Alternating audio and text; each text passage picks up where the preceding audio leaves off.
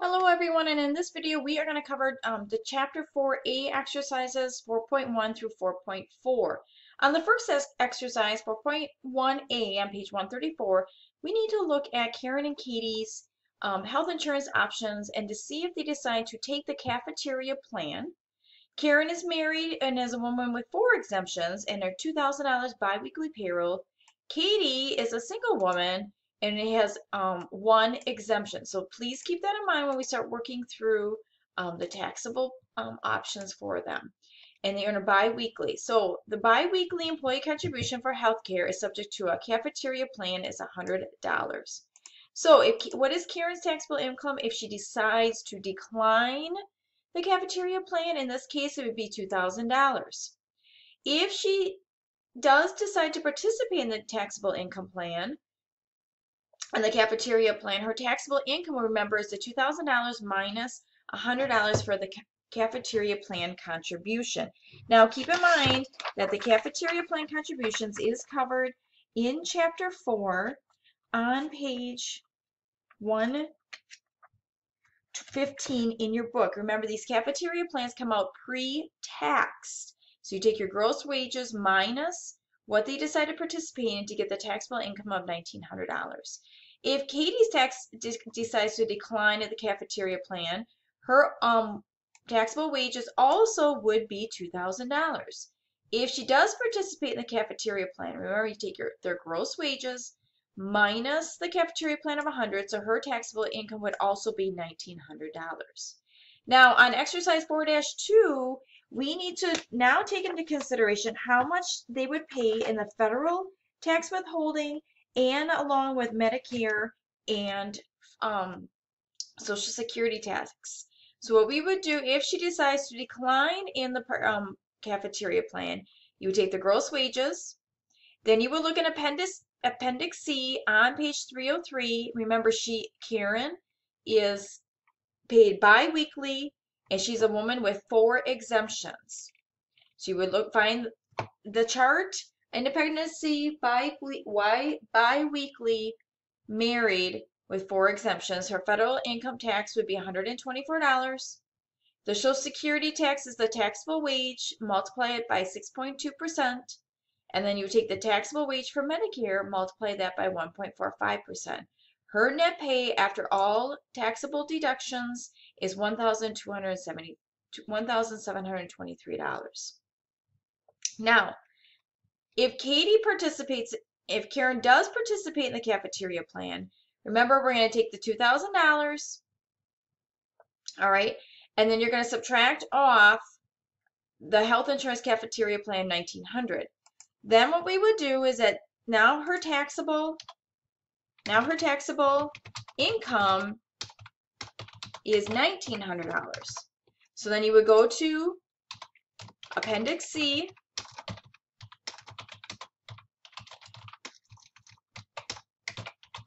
on page 303, and you need to find $1,900 with bi-weekly. She has four exemptions, and her taxable income would be $109. Social Security tax, remember, that is the taxable income multiplied by 6.2%. And then the Medicare tax, remember, is the taxable income multiplied by 1.45%. Okay, so as you notice, her net pay does go down, and it's $1,645.65. One thing to keep in mind is that when items do come out pre-tax, as you notice, her federal income tax does go down. So that is one benefit to doing a pre-tax contribution and participating in the health insurance and dental insurance if the employee does need it, because it does reduce how much you do pay into your federal income tax. Now, if we would go to Katie's net pay, we would take the $2,000, okay, if she decides to decline to participate in the cafeteria plan, you would go to Appendix C, okay, and Katie is single, so you would go to page 301, and you would look for one exemption. Okay, so $2,000 she is earning, and she's at one exemption.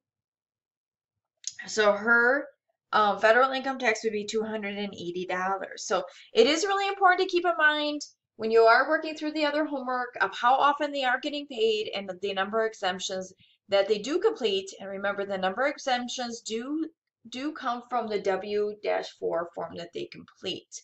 Social Security tax, as you know, is the taxable income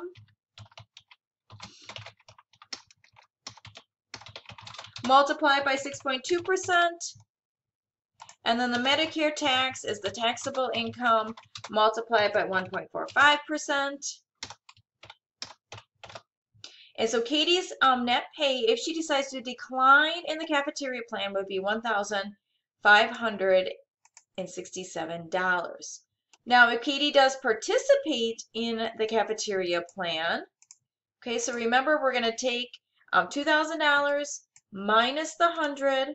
Okay, so her taxable income is $1,900 is the taxable income. So you would go back to the chart from Appendix C on page 301, and you would find $1,900 with one exemption for Katie. Her federal income tax would be $255. Social Security tax, remember, is the taxable income multiplied by 6.2%, and then the Medicare tax, taxable income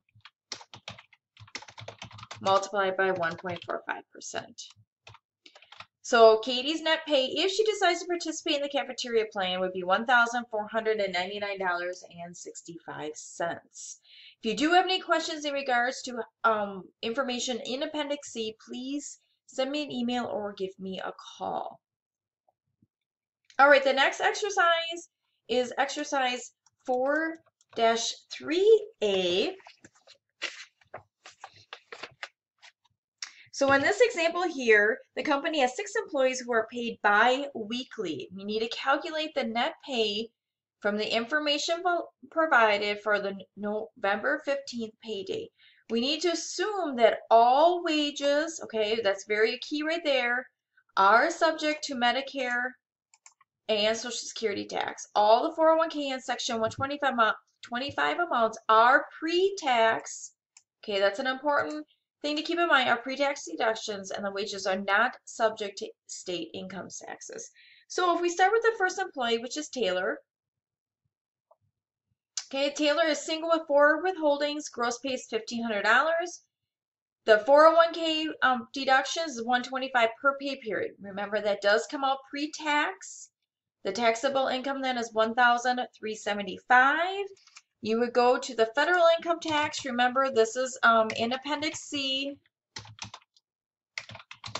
Okay, and since it's single withholdings and they're paid bi-weekly, you would find the taxable income of $1,375.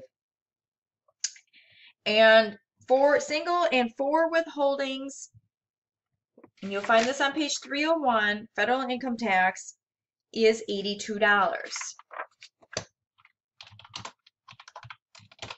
Social Security tax, remember, is at 6.2%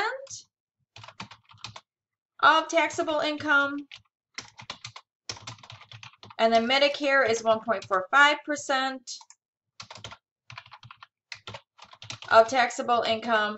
So Taylor's net pay would be $1,078.25. Okay, so that's why it's important to understand exactly, as you know, is the single and 4 withholdings, because that does determine the federal income tax that they will pay. The next employee is Walburn. He's married, or she's married, with 6 withholdings. Gross pay is $2,225 per pay period. 401k deduction. So the taxable income would be $1,975. Remember, you're going to look in Appendix C since they're paid bi-weekly. And in this case, married and 6 withholdings. That's quite a bit of withholdings. For $1,975, their taxable income would be $72. Social Security tax and Medicare tax, the net pay would be $1,732.79. Carpenter is single, no withholdings, gross pay is $2,100. The employee is participating in Section 125 and the 401k. So the net pay, remember, you're going to take the gross wages minus Section 125 minus the 401k. The taxable income is $1,975. The federal income tax is Appendix C on page 301. Be $309. Social Security tax and Medicare tax. That employee's net pay would be $1,511.09. On night, married, 3 withholdings, gross pay, United Way deduction, and a garnishment for $50. As you notice, remember, these are not pre-tax, so they're going to come out of the gross wages. So gross wages is $1,875. Federal income tax is Appendix C, okay, on page 303. Social Security tax, 6.2%. Medicare is at 1.45%. Remember that these are voluntary deductions. Those come out post-tax. So their net pay would be $1,505.56. Lund is single with 1 withholding, gross pay. We have some pre-tax deductions. So the gross pay minus the Section 125 deduction minus the 401k. The taxable income is $1,078. The federal income tax, remember, we're going to look on Appendix C on page 301. Okay, they're single, 1 withholding would be $106. Social Security tax and Medicare tax, the net pay would be $884.02. On Schmuter, married and 8 withholdings, gross pay and a 401k deduction. So gross pay minus the pre-tax 401k deduction, the taxable income is $2,350. We're going to go to Appendix C on page 303. We're going to look for $2,350. Married with 8 withholdings, the federal income tax is $83. Social Security tax and Medicare tax, remember 6.2% for Social Security, Medicare is at 1.45. The net pay would be $2,081.49. If you do have any questions in regards to exercise 4-3A, please let me know. Remember to keep in mind it really does matter if they're married or single, along with the withholdings, because that will determine which schedule you'll be using in Appendix C. And also keep in mind that they are paid on a bi-weekly,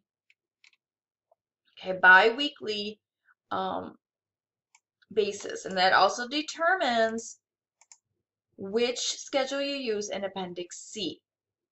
The last exercise in this video would be exercise 4-4A.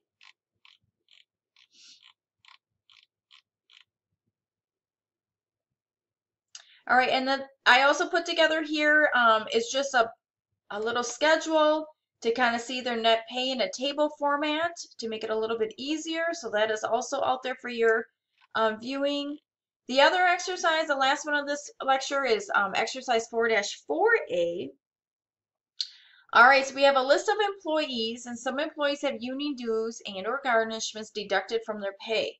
We need to calculate their net pay along with including the Illinois income tax of 3.75 of the taxable pay.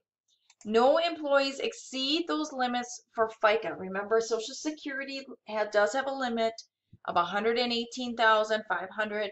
Medicare has no limit unless you're over $200,000, where you add an extra 0.9%. Okay, and we're going to use the percentage method. Okay, so this method here Okay, let me see if I can get this all